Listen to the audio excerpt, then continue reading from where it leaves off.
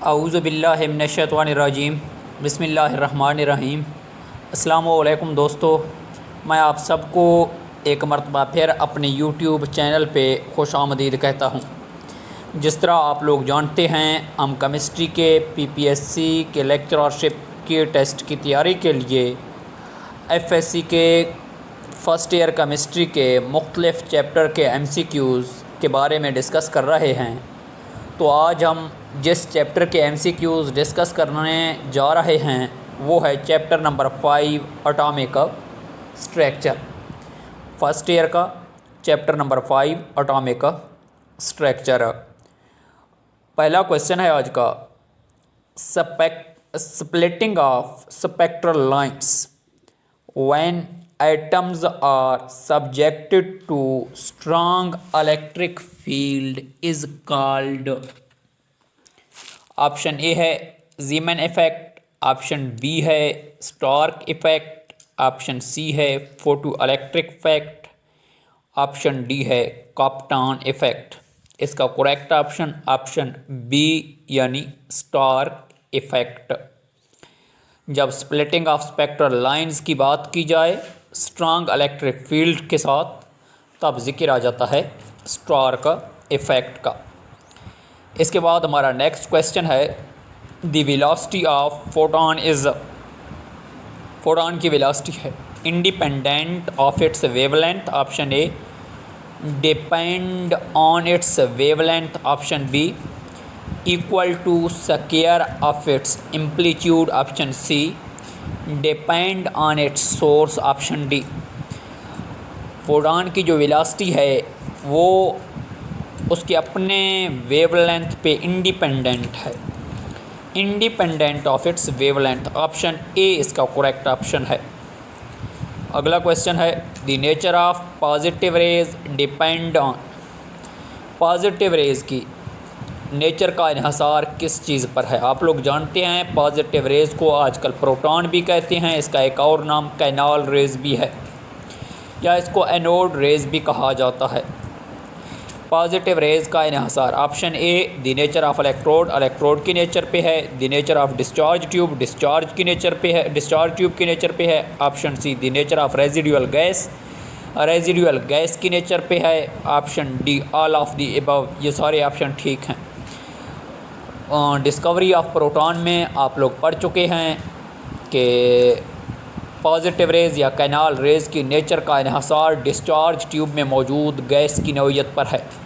Discharge tube में जो भी गैस मौजूद होगा, कैथोड रेज़ उसी डिस्चार्ज ट्यूब में मौजूद गैस के मॉलिक्यूल से टकराते हैं। इसी टकराव के नतीजे में पॉजिटिव रेज़ या कैनाल रेज़ जिसे कहते हैं पैदा होती है। इसका करेक्ट ऑप्शन सी है, the nature of residual gas. The wave number of the light emitted by a certain source is 2 cross 10 raise to power 6। ये 106 नहीं है, याद रखना, ये है 2 cross 10 raise to power 6 metre. The wavelength of this light is. आपको किसी source की वेव नंबर दी गई है और आपसे उसके वेवलेंथ के बारे में पूछा जा रहा है। इसका ऑप्शन ए है 500 नैनोमीटर, ऑप्शन बी है 500 मीटर, ऑप्शन सी है 200 नैनोमीटर, ऑप्शन डी है 5 cross 10 raise to power -1 metre. इसका करेक्ट ऑप्शन ए है 500 नैनोमीटर। ये भी इसका ऑप्शन हो सकता था 500 ज़रब 10 की ताकत -9 मीटर, ये भी करेक्ट ऑप्शन हो सकता था, लेकिन यहाँ पे तो ऑप्शन ए में 500 नैनोमीटर गिवन है, तो यही इसका करेक्ट ऑप्शन ए है। Rutherford model of atom failed because. Rutherford के एटॉमिक मॉडल के फेल होने की क्या वजह थी?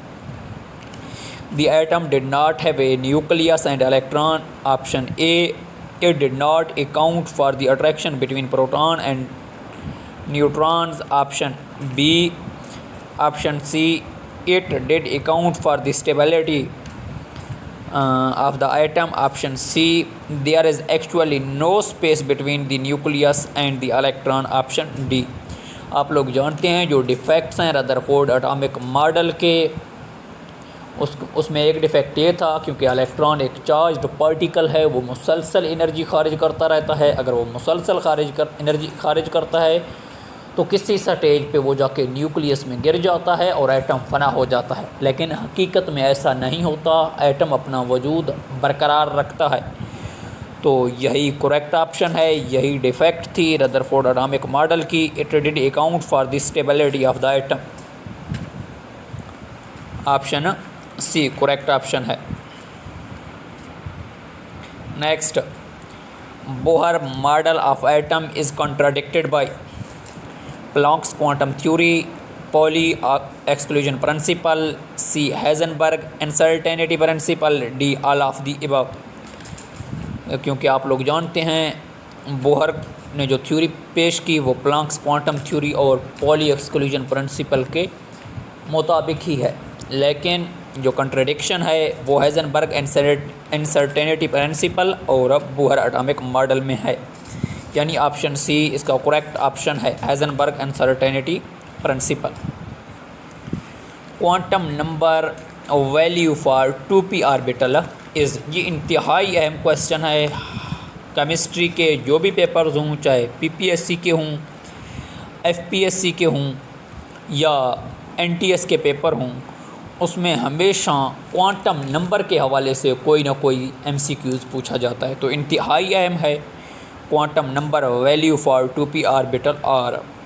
तो यहाँ पे आपको 2p दिया गया है सबसे पहले, और आपसे ऑप्शन दिए गए हैं option A N2L1, option B N1L2, option C N1L0, option D N2L0। याद रखें N से प्रिंसिपल क्वांटम नंबर को ज़ाहिर किया जाता है और L से एजीमुथल क्वांटम नंबर को ज़ाहिर किया जाता है। 2p में जो पहला 2 दिया गया है, याद रखना यहाँ पे 3 भी हो सकता है, यहाँ पे 4 भी हो सकता है, यहाँ पे 1 भी हो सकता है। ये शेल को ज़ाहिर करता है। अगर 1 है यहाँ पे तो शेल कौन सा है? पहला शेल है, K है। अगर 2 है तो शेल कौन सा है? दूसरा है। अगर 3 है तो शेल कौन सा है? तीसरा है। अगर 4 है तो शेल चौथा, यानी KLMN शेल है, यानी चौथा। तो यहाँ पे जो भी दिया गया है ये प्रिंसिपल क्वांटम नंबर होगा, पहला जो फिगर होगा। यहाँ पे 2 दिया गया है तो आपका प्रिंसिपल क्वांटम नंबर 2 ही है। इसके बाद नेक्स्ट P लिखा हुआ है। अब P से आपने एजीमुथल क्वांटम नंबर को जज करना है। किस तरह P से एजीमुथल क्वांटम नंबर को जज करेंगे? एजीमुथल क्वांटम नंबर सब शेल्स के लिए है। S सब शेल के लिए एजीमुथल क्वांटम नंबर 0 है। प्रिंसिपल क्वांटम नंबर का स्टार्ट 1 से होता है, एजीमुथल क्वांटम नंबर का स्टार्ट 0 से होगा। S सब शेल के लिए एजीमुथल क्वांटम नंबर 0 है। P सब शेल के लिए एजीमुथल क्वांटम नंबर 1 है। D सब शेल के लिए एजीमुथल क्वांटम नंबर 2 और F सब शेल के लिए एजीमुथल क्वांटम नंबर 3 है। अब आपको प्रिंसिपल क्वांटम नंबर का तो पता चल चुका है, जो भी पहला डिजिट गिवन है वो आपका प्रिंसिपल क्वांटम नंबर है। अब दूसरा डिजिट यहाँ जो आपको बताया जा रहा है, दूसरा डिजिट है यहाँ पे आपके पास P। तो P के लिए एजीमुथल क्वांटम नंबर, S के लिए 0 तो P के लिए 1, यानी जहाँ पे जिस ऑप्शन में N 2 के बराबर हो और L 1 के बराबर हो वही आपका करेक्ट ऑप्शन है, वो है option number A। Correct option इसका ऑप्शन A है। इंतहाई अहम है, इसको गौर से समझें। नेक्स्ट क्वेश्चन है, in the ground state of an atom the electron is present. Ground state में इलेक्ट्रॉन हमेशा, याद रखें, न्यूक्लियस के करीब ही होते हैं। Option A in the nucleus, nucleus में होते नहीं होते। इलेक्ट्रॉन न्यूक्लियस में कभी भी नहीं होते। न्यूक्लियस में हमेशा 2 चीज़ें होती हैं, वो हैं प्रोटॉन और न्यूट्रॉन।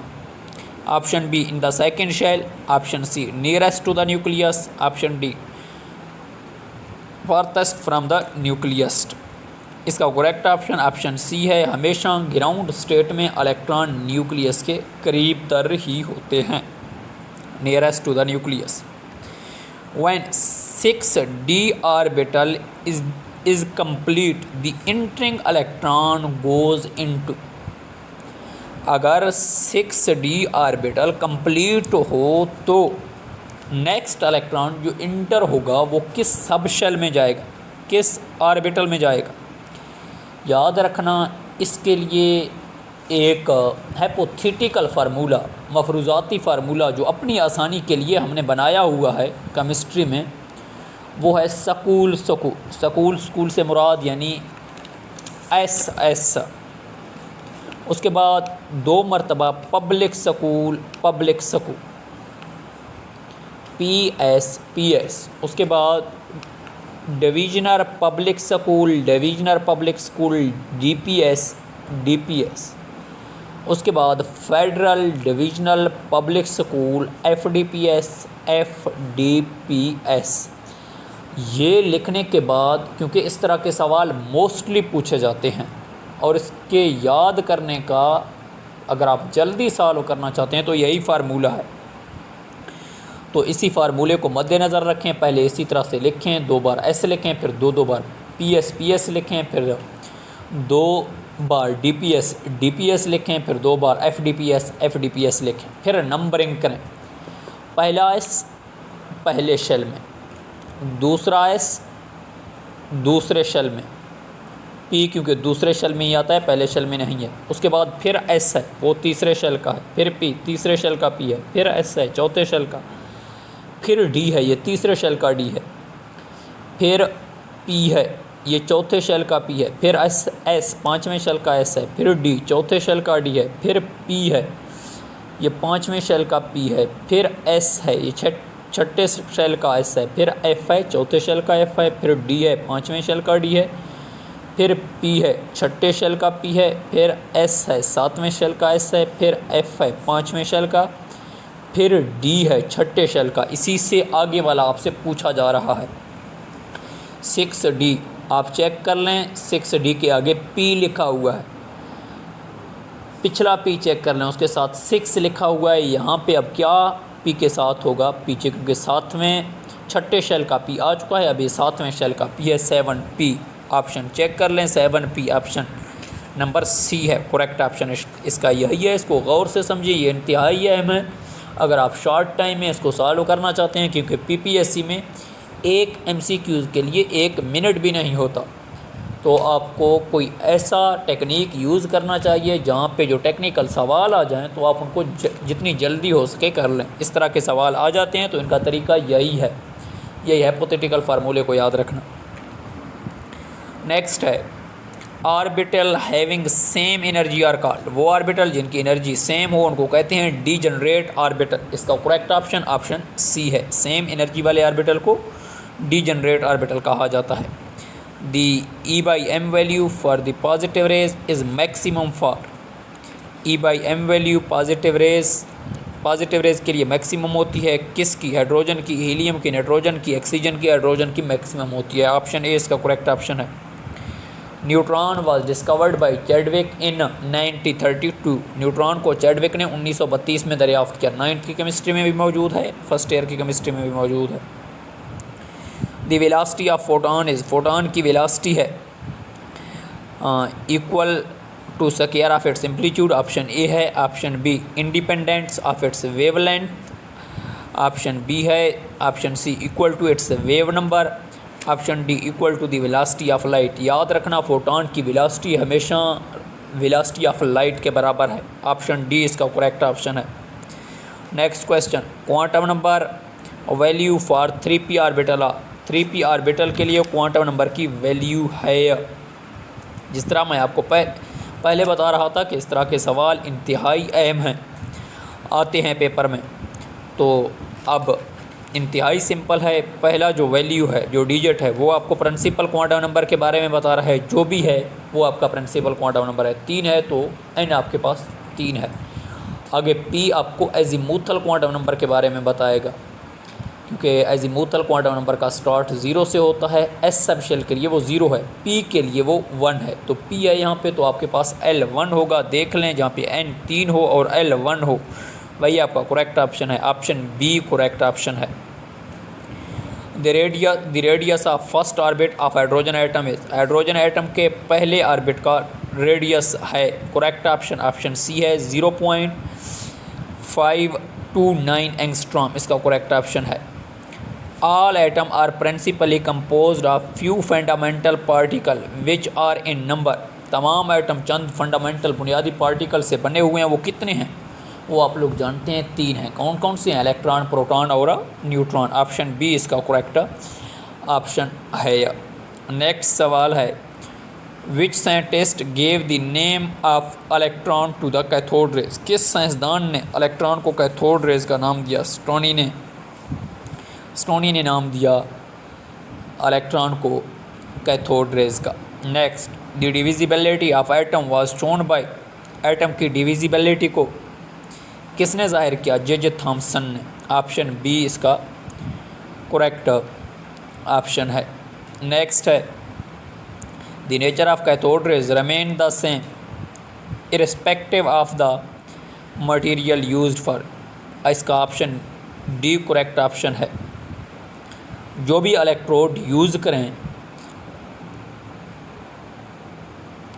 कोई मसला नहीं है, ऑप्शन डी इसका करेक्ट ऑप्शन है। नेक्स्ट है, मास ऑफ इलेक्ट्रॉन इज, ये सब लोग आप जानते हैं, इंतहाई अहम है और पेपर में कई बार रिपीट भी हो चुका है। इलेक्ट्रॉन का मास कितना है? 9.1 क्रॉस 10⁻⁻31 kg, ऑप्शन ए इसका करेक्ट ऑप्शन है। The charge on an electron, ये भी अहम है, इंतहाई, इलेक्ट्रॉन पे चार्ज क्या है? इलेक्ट्रॉन पे चार्ज है, ऑप्शन ए और सी दोनों सेम दिए गए हैं और यही करेक्ट ऑप्शन है। 1.602 cross 10⁻⁻19 coulomb. The charge on the proton is, proton पर क्या चार्ज है?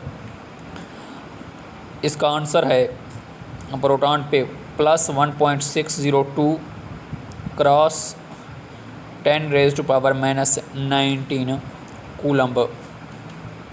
नेक्स्ट है, the charge on the neutron, आप लोग जानते हैं न्यूट्रॉन न्यूट्रल है, इस पर कोई चार्ज नहीं है। The calculated EM value of electron is, electron की EM वैल्यू जो कैलकुलेट की गई है वो क्या है?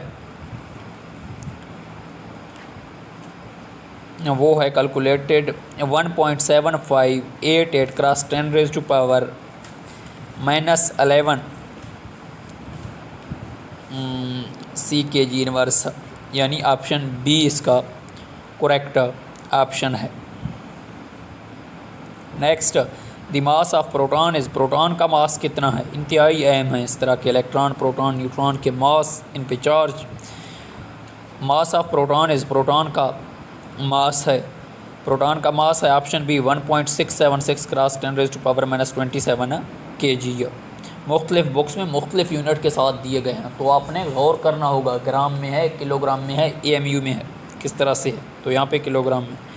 मास ऑफ न्यूट्रॉन इज़, न्यूट्रॉन का मास कितना है? इसका है 1.67 cross 10⁻⁻27 kg, option correct option option A है। The charge on electron was determined by, electron पे चार्ज किसने दरियाफ्त किया? ये भी अहम सवाल है। मिलीकॉन ने दरियाफ्त किया इलेक्ट्रॉन पे चार्ज। पूरा एक सवाल मौजूद है FSC फर्स्ट ईयर के सिलेबस में। Alpha particle are identical to, helium nuclei के बराबर होते हैं अल्फ़ा पार्टिकल। 9th में भी है, फर्स्ट ईयर में भी है, 9th के दूसरे चैप्टर में और फर्स्ट ईयर के इसी चैप्टर में, चौथे चैप्टर में मौजूद है ये सवाल। ऑप्शन सी इसका करेक्ट ऑप्शन है। वहाँ पे लिखा हुआ है, एग्जैक्टली वर्ड ये हैं, alpha particle are actually helium nuclei. Option C, bombardment of beryllium when alpha particle generates, जब अल्फ़ा पार्टिकल पैदा विद अल्फ़ा पार्टिकल की जब बमबारी की जाती है, बम्बार्डमेंट की जाती है बरीलियम पे, तो क्या चीज़ पैदा होता है? न्यूट्रॉन पैदा हो जाता है। ये काम किसने किया था?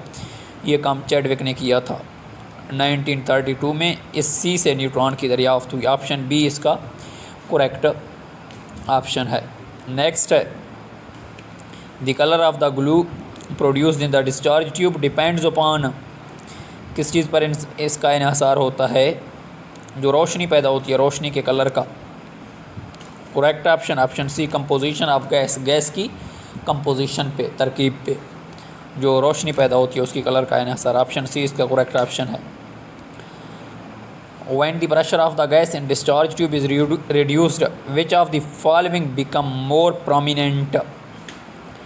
इसका correct option C, a discharge take place, discharge का अमल हो जाता है, ऑप्शन सी। नेक्स्ट है Goldstein discover that beside the cathode rays another type of rays are produce in the discharge tube which are called positive rays. Goldstein ने ही कहा था डिस्चार्ज ट्यूब में कैथोड रेज के अलावा कोई और चीज़ भी मौजूद है जो कैथोड रेज के मुखालिफ सिमत में सफ़र कर रहा है। वो कौन थे? वो पॉजिटिव रेज थे। इनको बाद में प्रोटॉन या कैनाल रेज या एनोड रेज का नाम दिया गया।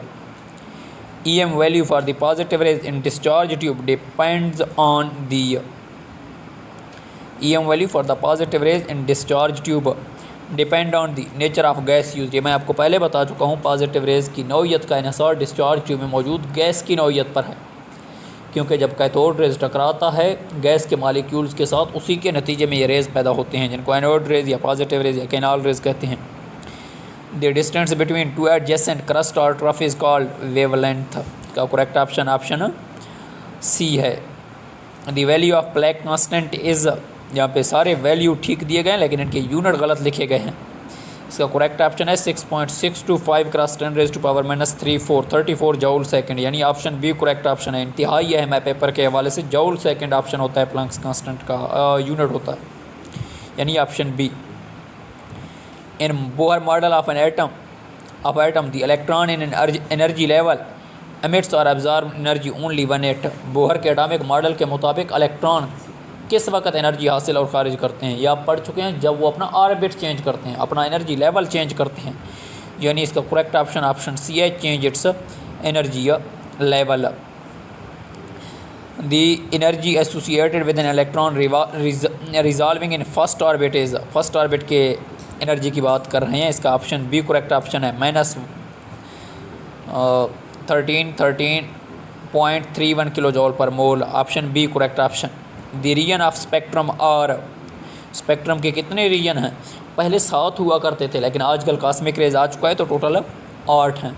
कॉस्मिक रेज है, गैमा रेज हैं, एक्स रेज हैं, और बाकी रेडियो वेव्स है, माइक्रोवेव्स है, विजिबल, अल्ट्रावायलेट एंड इंफ्रारेड। ये है। The dispersion of the component of white light when it is passed through prism is called, इसको स्पेक्ट्रम कहते हैं। स्पेक्ट्रम की डेफिनेशन है dispersion of the components of white light, जो फैल जाता है उसकी बात कर रहे हैं। Which of the following colour has the shortest wavelength in visible spectrum of light. ये इंतहाई अहम है, इस तरह के सवाल इंतहाई अहम है। किस कलर्स की बात करें, किस कलर्स की वेवलेंथ सबसे ज़्यादा कम है, वो है वायलेट। ऑप्शन सी इसका करेक्ट ऑप्शन है। तो फर्स्ट हाफ हमने डिस्कस किया, तो अगले हाफ को हम कल के लेक्चर में डिस्कस करेंगे। तो वीडियो को ज़्यादा से ज़्यादा शेयर करें, चैनल को सब्सक्राइब करें और वीडियो को लाइक करें और